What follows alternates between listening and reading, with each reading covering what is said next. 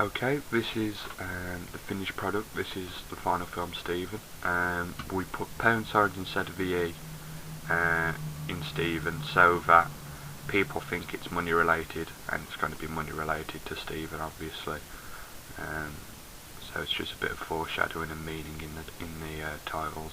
It's an establishing shot of the offices, just so then, general establishing shots so people know where it's set. So at this point, Palmer says you've got 7 days, so again it establishes where the theft's going to occur and the time scale. And then obviously you've got your calendar shots, and you've got him removing the memory stick and stuff to show that he's actively doing it, and to show the beginning and end of each day, and that it's a continuous thing throughout the week. We've added these shots to show Stephen's a bit more human. He knows employees, he has a social life, he has people at work who are his friends, etc., and that he's going behind their back. So in a way it builds a bit more tension, because he's going behind them and he's happy and smiley, but he's committing a crime. This is the office scene, again made to build tension, as management are noticing things going missing. So there's obviously theft, so it's building tension in that Stephen's one step closer to being caught. People are starting to notice, so it's just building the idea that he can be caught. He's only been doing it for 3 days, he's got 7 days to do it. It's just building a lot more tension. Obviously running outside, confirming that he's afraid, that he needs to escape. We added Chelsea in here just to show, again, there's more people around that know him, so there's a lot of pressure coming around to make sure he's not caught. These shots are just here for people, just to show like his working day sort of thing, because what I didn't want is just everyone to think, oh, all he does at work is just sit there and steal. So he gets bored, he talks to people and just that sort of thing, rather than just literally just sitting there and stealing all day. Again, a close-up of the memory stick showing its importance in the piece. With every calendar shot, as you've just seen, there's a fade to black transition before it. That's to show just that a day has ended, and the calendar shot shows it's a brand new day, which helps move the piece forward, and stops confusion over what day you're on, how much time he has left, that sort of thing. So the viewer is kept up to date in what's going on through those calendar shots.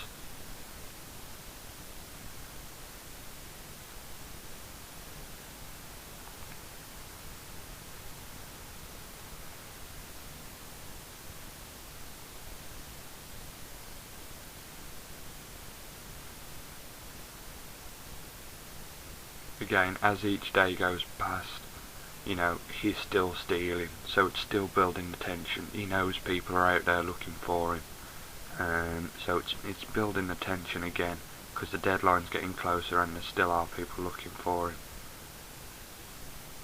Again, another shot showing that there's other people involved. There's people he knows that don't have a clue that he's stealing. It's just a normal everyday thing for to talk to him. There's nothing special about him, there's nothing linking him to crime or anything like that, so they're all oblivious to it.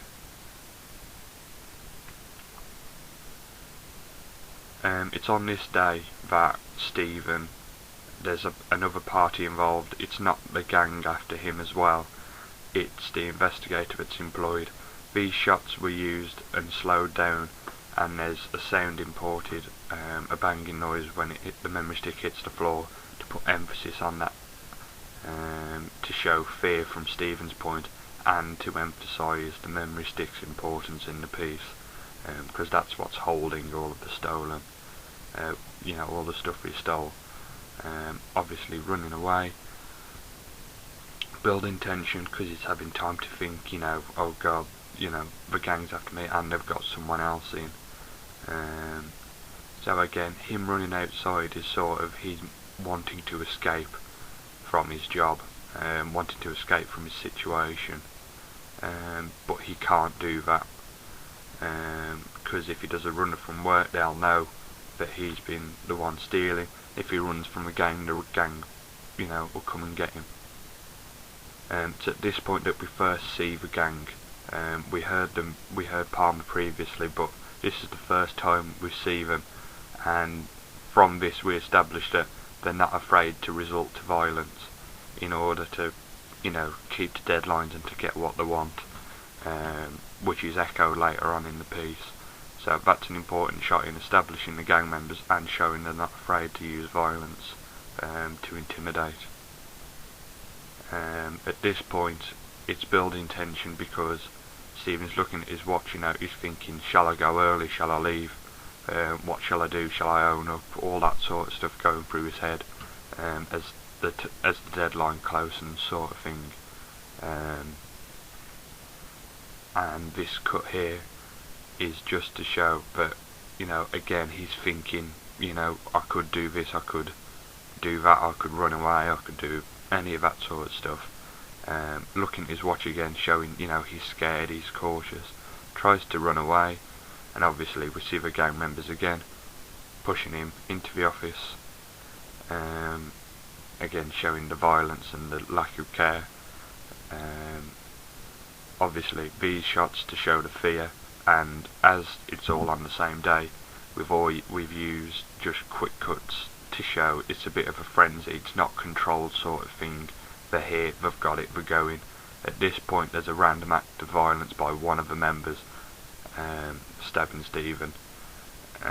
This could be done for a number of reasons. It could be done so then Stephen doesn't tell anyone about the gang, etc., and then it shows them running away. So with them running away, it shows that they've got what they wanted, and no one's going to know about it, so they've gotten away with it, sort of thing. So the entire piece is basically just a creation of tension, and then at the end all of that tension is released in the stabbing scene. There's a definite end to the film, which is I feel is important in a short, to have a definite ending and to follow a single-stranded narrative. That way people don't get confused because of the time scale of the piece. So I would say it's effective in that it holds the sense of tension and suspense throughout, through the sound motifs used, and the different shots. For example, the close-up and the tracking shots.